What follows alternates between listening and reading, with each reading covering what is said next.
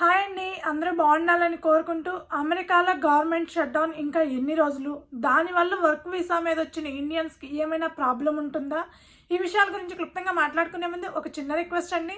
మీరు ఈ వీడియో చూస్తుంటే కనుక హైప్ చేయండి, లైక్ చేయండి, షేర్ చేయండి, తప్పకుండా సబ్స్క్రైబ్ అయితే చేసుకోండి. అమెరికాలో గవర్నమెంట్ షట్డౌన్ ప్రారంభమైంది అక్టోబర్ 1 నుండి ఈ రోజుకి 34 డేస్ అయింది. అంటే 34 రోజుల నుంచి అమెరికాలో గవర్నమెంట్ షట్డౌన్లో ఉందన్నమాట. లాస్ట్ టైం ట్రంప్ అధికారంలో ఉన్నప్పుడు కూడా highest period 35 days government shutdown అవడం జరిగింది. మళ్ళీ ఇప్పుడు ఈ రోజుకి 34 డేస్ అనమాట. మళ్ళీ ఎప్పుడు రీఓపెన్ అవుతుంది అంటే గవర్నమెంట్ ఎప్పుడు మళ్ళీ తన యాక్టివిటీస్ని రీస్టార్ట్ చేస్తుంది అనేది ఇప్పటికైతే తెలియదండి.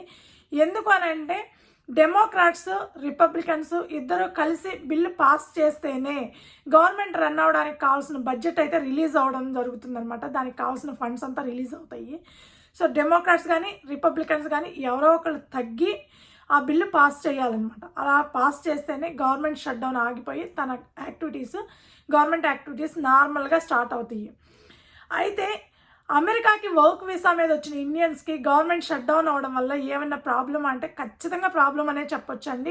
కొన్ని విషయాలకు సంబంధించి మరీ ముఖ్యంగా H1B వాళ్ళకి, అదేవిధంగా గ్రీన్ కార్డు ప్రాసెస్ చేసుకోవాలి అనుకునే వాళ్ళకి. సో అమెరికాలో గవర్నమెంట్ షట్ డౌన్ అయ్యింది అని అంటే మనం నాన్ ఇమిగ్రెంట్స్ కానీ ఏదైనా వర్క్ వీసా మీద కానీ ఏ వీసాల మీద కానీ అమెరికాకు వచ్చి అమెరికాలో ఉంటున్న వాళ్ళకి మెయిన్గా రెండు ఆఫీసులతో ఎక్కువగా పని ఉంటుందండి. అందులో ఒకటి DOL, డిపార్ట్మెంట్ ఆఫ్ లేబరు, రెండవది USCIS అంటే మన కొత్త వీసాలకు అప్లై చేయాలన్నా లేదా వీసా ఎక్స్టెన్షన్స్కి అప్లై చేసుకోవాలనుకున్నా, గ్రీన్ కార్డ్ ప్రాసెస్ చేసుకోవాలనుకున్నా ఈ రెండింటి మీద ఎక్కువగా ఆధారపడాల్సి వస్తుందన్నమాట. ముందుగా అయితే మనం H1B వాళ్ళ గురించి మాట్లాడుకుందామండి.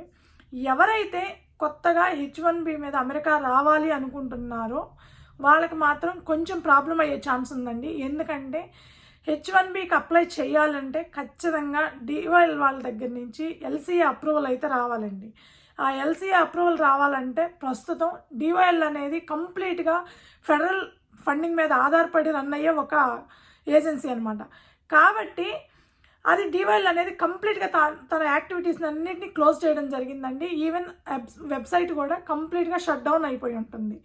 కాబట్టి DOL దగ్గర నుంచి ఎలాంటి రెస్పాన్స్ ఉండదు, మనం ఏమి అప్లై చేయలేము, అటు నుంచి ఏమి అప్రూవల్స్ కూడా రావు. కాబట్టి LCA అప్రూవల్ లేకుండా H1B పిటిషన్ అనేది వేయడం కొత్త H1Bస్ ఇంపాసిబుల్. కాబట్టి కొత్త H1Bకి అప్లై చేయాలి అని అంటే ఖచ్చితంగా DOL మళ్ళీ రియాక్టివ్ అయితేనే మనకు అన్ని అప్రూవల్స్ దొరుకుతాయి. అప్పటి వరకు కొత్త H1Bకి అప్లై చేయలేరు. ఆల్రెడీ $1,00,000 వీసా ఫీజు ఉంది కదా, ఎట్లా అప్లై చేస్తారు అని అంటే క్యాప్ ఎగ్జంప్షన్ వాళ్ళండి. క్యాప్ ఎగ్జంప్షన్ వాళ్ళు ఎప్పుడైనా సరే వాళ్ళు పిటిషన్ ఫైల్ చేసుకోవచ్చు, H1B పిటిషన్ ఫైల్ చేయొచ్చు లాటరీలోకి ఎంటర్ అవ్వకుండా. అమెరికాలో చిన్న ఎగ్జాంపుల్ చెబుతానండి. అమెరికాలో F1 స్టూడెంట్స్ ఉంటారు, OPT మీద ఉంటున్నారు.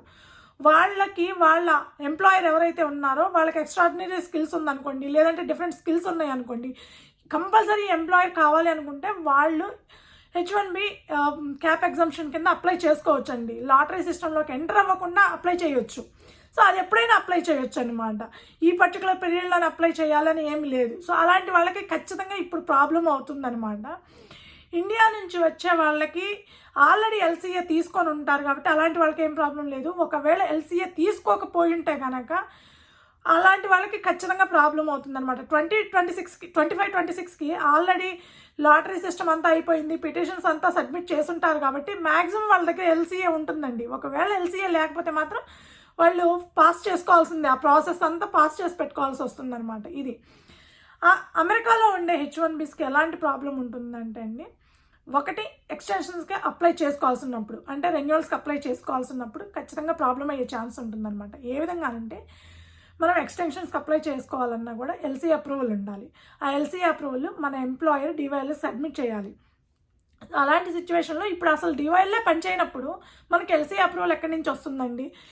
దానికి కాకపోతే USCIS దగ్గర నుంచి ఏదైనా అప్రూవల్ కావాలి అని అంటే మాత్రం వస్తుంది. ఎందుకంటే USCIS అనేది ఖచ్చితంగా వీసా ఫీజులతోటే ఎక్కువగా రన్ అవుతూ ఉంటుంది. కాబట్టి USCIS అయితే రన్ అవుతూనే ఉందండి. DOL మాత్రం రన్ అవ్వట్లేదు ప్రస్తుతం ఉన్న సిచ్యువేషన్లో. అలా ఎక్స్టెన్షన్స్ కానీ రెన్యువల్స్కి కానీ అప్లై చేసుకోవాల్సి వచ్చినప్పుడు మాత్రం కొంచెం ప్రాబ్లం అవుతుందన్నమాట. ఎవరైనా సరే మీరు ఎల్సీఏ తీసుకోలేదు, అక్టోబర్ 1కి ముందు ఎల్సీఏకి అప్లై చేస్తుంటే మాత్రం ప్రాబ్లం ఏమీ లేదండి. సో కొంచెం లేట్ అయినా కూడా తర్వాత ఎగ్జామ్షన్ ఇస్తూ ఉంటారు, దానికోసం అని చెప్పి ప్రాబ్లం ఏమీ లేదు. యూఎస్ఏఎస్ వాళ్ళు ఇంటిమేట్ చేయడం జరిగింది, బట్ అది 100% కాదు. ఇది ఎలా ఓపెన్ అవుతుంది అంటే షట్ డౌన్ ఆగిపోయి మొత్తం మళ్ళీ రీయాక్టివేట్ అవుతుంది కదా, మొత్తం ఏజెన్సీస్ అన్నీ రియాక్ట్ అవుతాయి, గవర్నమెంట్ అంతా రియాక్టివ్ అయినప్పుడు అప్పుడు అనౌన్స్ చేస్తారనమాట. మేము ఎక్స్క్యూజ్ చేస్తాము ఇలా ముందే సబ్మిట్ చేసిన వాళ్ళకి, ఒకవేళ లేట్ అయితే కనుక మేము కొంత పీరియడ్ వరకు, ఇంత పీరియడ్ వరకు ఈ లోపు అప్లై చేసిన వాళ్ళకి ఎక్స్క్యూజ్ చేస్తామని చెప్పడం జరుగుతుంది అనమాట. ముందు చెప్పరు. ఇదివరకు ఇలాంటివి చాలా జరిగినాయి అనమాట అమెరికాలో. అది ఒక ప్రాబ్లం అండి. రెండవది, ఎవరైతే గ్రీన్ కార్డ్ ప్రాసెస్ చేసుకుంటున్నారో, అంటే L1 వాళ్ళు గ్రీన్ కార్డ్ ప్రాసెస్ చేసుకోవచ్చు, H1B వాళ్ళు చేయొచ్చు, ఇంకొకళ్ళు చేసుకోవచ్చు. కానీ మనకి గ్రీన్ కార్డ్ ప్రాసెస్లో ఫస్ట్ స్టెప్ వేజ్ డిటర్మినేషన్ తీసుకోవడం అండి. ఈ వేజ్ డిటర్మినేషన్ తీసుకోవాలి అంటే ఖచ్చితంగా DYL వాళ్ళే అది ఇవ్వాలన్నమాట. మనం గ్రీన్ కార్డ్ ప్రాసెస్ చేసుకోవాలి అంటే వేజ్ డిటర్మినేషన్ లేకుండా చేయలేము, కాబట్టి అది లేట్ అవుతుంది. ఇప్పుడు యాక్సెప్ట్ చెయ్యరు కూడా. మనకి ఒకవేళ ముందే అప్లై చేస్తున్నా కూడా మనకి ఎలాంటి రెస్పాన్స్ ఉండదు, మంది అప్రూవల్స్ కూడా రావు. రెండవది పర్మ్ అండి. వేజ్ డిటర్మినేషన్ తీసుకున్నాక గ్రీన్ కార్డ్ ప్రాసెస్లో రెండవది పర్మ్ అప్రూవల్ తీసుకోవాలి. ఈ పర్మ్ అప్రూవల్ కూడా DYL వాళ్ళ దగ్గర నుంచే వస్తుంది మనకి. DYL వాళ్ళు యాక్టివిటీస్ ఏం లేవు కాబట్టి పర్మ్ అప్రూవల్ పర్మ్ అసలు యాక్సెప్ట్ చెయ్యరు. ఒకవేళ ఎవరైనా అయిపోయి ఉన్నా కూడా పర్మ్ అప్రూవల్స్ అవ్వవు, ముందు అయిపోయి ఉండవు, ఇంకా 4-5 రోజులు అప్రూవల్ వస్తుంది అనుకున్న వాళ్ళకి కూడా అప్రూవల్స్ అన్నీ ఆగిపోయి ఉంటాయి అనమాట. దీనివల్ల ఏమవుతుందనంటే కొత్తగా అప్లై చేసుకునే వాళ్ళు ఒక్కసారిగా ఫోర్స్గా పడతారు. రీఓపెన్ అవ్వగానే ఒక్కసారిగా ఫోర్స్ పడటం వల్ల బ్యాక్లాగ్ అనేది విపరీతంగా పెరిగిపోతుంది. ముందున్న వాళ్ళకి చాలా అంటే చాలా లేట్ అవుతుంది. ఎందుకంటే ఈ యాక్టివిటీస్ అన్నీ ఓకే ఈరోజు బడ్జెట్ అప్రూవల్ అయింది, రేపటి నుంచి అందరూ పని చేస్తారు, టకటక అయిపోతాయి అనుకోవడానికే లేదండి, చాలా స్లోగా స్టార్ట్ అవుతాయి అనమాట. మళ్ళీ రీఓపెన్ అయినప్పుడు యాక్టివిటీస్ అన్నీ చాలా అంటే చాలా స్లోగా స్టార్ట్ అవుతాయి. ఆ స్లోగా స్టార్ట్ అయినప్పుడు మనకి బ్యాక్లాగ్లు అలా పెరిగిపోతూ ఉంటాయి అనమాట. ఇంకా లేట్ అవుతుంది. మాకు పర్మ్ అప్రూవల్కి 18 months పట్టిందండి, ఎగ్జాక్ట్గా 18 months పట్టింది. ఇప్పుడు కొంచెం టైం తగ్గిందనమాట, 14 months, 13 months, 12 monthsలో అప్రూవల్ అవుతుంది. మళ్ళీ అగైన్ 15 months, 16 months, 18 months పట్టే అవకాశం ఉందన్నమాట, కేవలం గవర్నమెంట్ షట్ డౌన్ వల్ల. కాకపోతే ఎవరైనా పర్మ్ అప్రూవల్ అయ్యి ఉంటే కనుక I-140 ఫైల్ చేసుకోవచ్చు. అది ఎందుకు అని అంటే యూఎస్ఏఎస్ వాళ్ళు అప్రూవల్ చేస్తారు కాబట్టి I-140 యూఎస్ఏఎస్ నార్మల్గానే రన్ అవుతుంది కాబట్టి. మనకి వీసా ఇంటర్వ్యూకి వెళ్ళడానికి వీసా ఫీజు పే చేయాలన్నా అది యూఎస్ఏఎస్ వాళ్ళకే కాబట్టి ప్రాబ్లం ఏమీ లేదండి.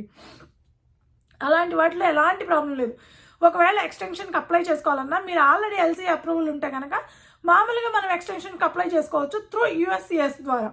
అలాంటి టైంలో ఎలాంటి ప్రాబ్లం ఉండదు. కాకపోతే వేజ్ డిటర్మినేషన్ తీసుకోవాలన్నా, ఎల్సీఏ తీసుకోవాలన్నా, లేదంటే పర్మ్ పిటిషన్ ఫైల్ చేయాలన్నా, పర్మ్ అప్రూవల్ రావాలన్నా కూడా ఇవన్నీ బాగా లేట్ అయ్యే ఛాన్స్ ఉంది.